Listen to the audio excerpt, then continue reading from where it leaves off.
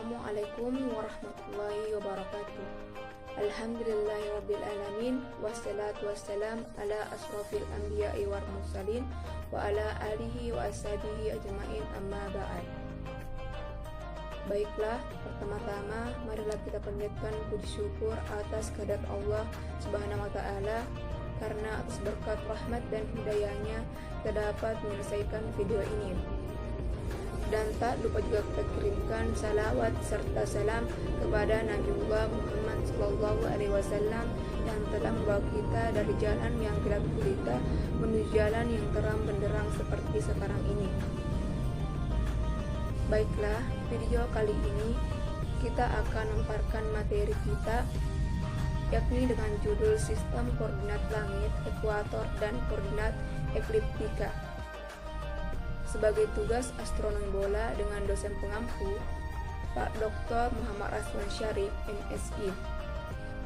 Baiklah, kami dari kelompok 3, saya sendiri atas nama Fitriani Budiman, kemudian yang kedua ada Andi Marwah, kemudian yang ketiga ada Hilyatul Uyunib, kemudian yang keempat ada Ulfa Awalia Syari, kemudian yang kelima ada Stefani Nadiani, kemudian yang keenam ada Masyita. Langit tertabur bintang sangat indah untuk dipandang. Semakin lama diamati, semakin dikenal pula posisi dan gerak bintang-bintang. Mereka bagaikan menumpul di kubah raksasa dan kubah itu diputar. Sebenarnya bintang-bintang itu tetap di tempatnya dan bumi yang berotasi. Oleh karena itu dibuat sistem koordinat ekuator untuk mendapatkan angka posisi bintang yang tepat. Planet-planet, matahari dan bulan mempunyai pola gerak yang berbeda dibanding bintang-bintang, yaitu selalu bergerak di sekitar sesuatu bidang. Maka dibuatkan sistem koordinat ekliptika. Baiklah, saya akan menjelaskan tata koordinat ekuator atau khatulistiwa. Tata koordinat ekuator atau khatulistiwa terbagi menjadi 4, yaitu 1. Deklinasi dan sudut jam, 2. Deklinasi dan asesio-rekta, 3. Terbit dan terbenam. Terbit dan terbenam terbagi menjadi 2, yaitu terbit dan terbenam bintang dan terbit dan terbenam matahari. Selanjutnya 4. Jarak sudut antar dua bintang. Tata koordinat ekuator merupakan sistem koordinat yang paling penting dalam astronomi. Letak bintang-bintang, nebula, galaksi dan lainnya umumnya dinyatakan dalam tata koordinat ekuator.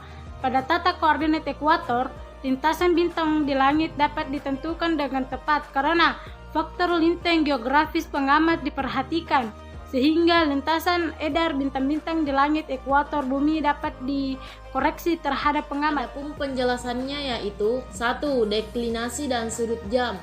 Deklinasi menyatakan sudut antara objek dan ekuator langit, kemudian sudut jam adalah sudut yang diukur dari meridian ke arah barat. 2. Deklinasi dan asesio rekta. Deklinasi menyatakan sudut antara objek dan ekuator langit, kemudian asesio rekta diukur sepanjang ekuator langit ke arah timur dari titik Aries. 3. Terbit dan terbenam. Terbit dan terbenam terbagi lagi atas 2, yaitu yang pertama terbit dan terbenam matahari, yang kedua terbit dan terbenam bintang. Sebuah benda langit dikatakan terbit jika benda langit itu berubah keadaan dari posisi di bawah horizon menjadi di atas horizon. Dikatakan terbenam jika berubah dari posisi di atas horizon menjadi di bawah horizon. 4. Jarak sudut antara dua bintang. Prinsip dasar perhitungan jarak sudut antara dua bintang mirip dengan cara menentukan jarak antara dua kota di permukaan bola bumi, tetapi tanpa memperhitungkan jejari karena diameter langit tidak dapat diperhitungkan. Baiklah, saya akan membahas mengenai koordinat ekuator, yaitu asensio rekta dan deklinasi benda langit. Ketika membuat koordinat ekuator, buatlah lingkaran besar yang dinamakan meridian langit. yang diberi tanda utara, zenit, selatan, dan nadir. Kemudian kita membuat lingkaran, di mana lingkaran ini membagi belah menjadi dua bagian sama besar dengan memberikan tanda timur dan barat. Inilah yang dinamakan dengan bidan horizontal. Untuk membuat bidan acuan ekuator dalam tata koordinat ini, kita perlu memperhatikan lintang pengamat. Lintang pengamat pada gambar ini sekitar 50 derajat. Maka jika lintang selatan, jadi kutub lintang selatanlah yang terangkat. Namun jika lintang utara, maka kutub lintang utaralah yang terangkat. Pada contoh gambar ini, yang terangkat adalah kutub lintang selatan. Karena pengamat berada di lintang selatan, sehingga bidang ekuator akan membuat titik lurus dengan kutub lintang selatan dan kutub lintang utara. Sumbu ini tegak lurus adalah ini. Maka ini dinamakan dengan bidang ekuator langit sebagai acuan utama tata koordinat ekuator. Kemudian, ketika ada benda langit di sini, maka buatlah satu lintasan yang sejajar ini, yang merupakan gerak horizontal. Kemudian, panjang busur yang dihitung dari bidang ekuator sampai dengan bidang langit.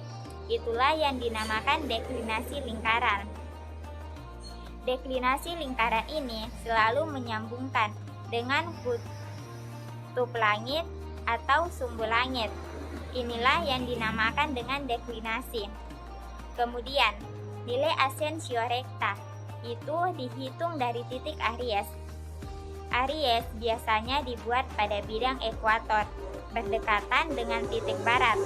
Maka sudut dari asensio rekta itu dihitung dari titik Aries ke arah timur atau berlawanan arah gerak harian benda langit sampai dengan benda langit itu sendiri.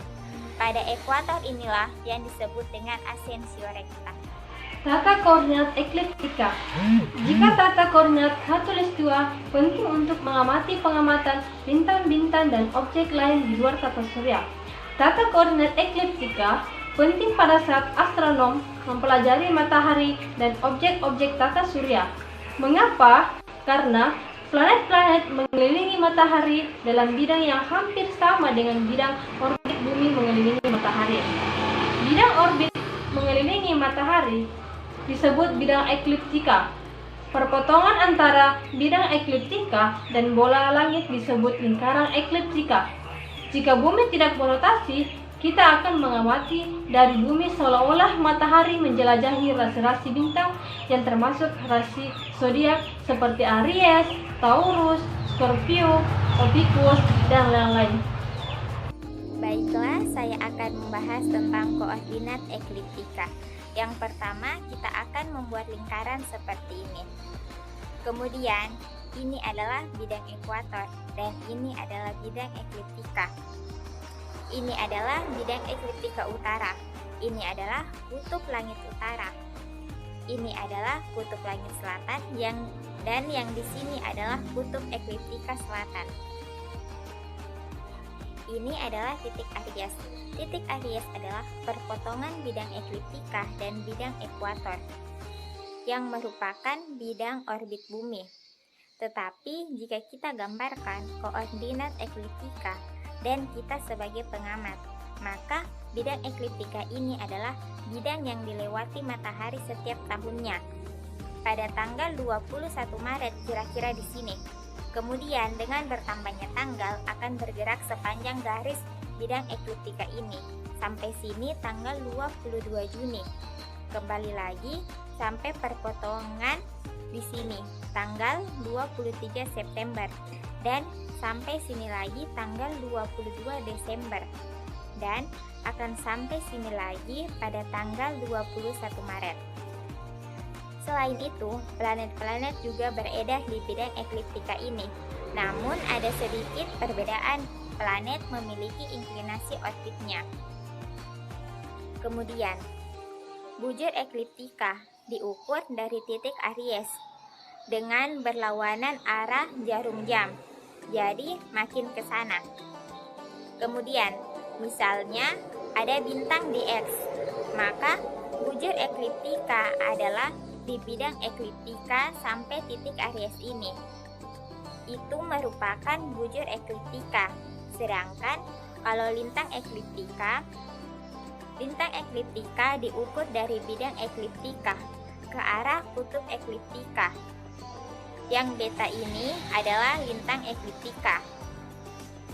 Lintang ekliptika akan bernilai positif jika diukur dari arah kutub ekliptika utara dan bernilai negatif jika diukur dari arah kutub ekliptika selatan. Baiklah, itulah tadi presentasi dari kelompok 3 mengenai sistem koordinat langit, koordinat ekuator, dan koordinat ekliptika. Cukup sekian dari kami. Terima kasih. Wassalamualaikum warahmatullahi wabarakatuh.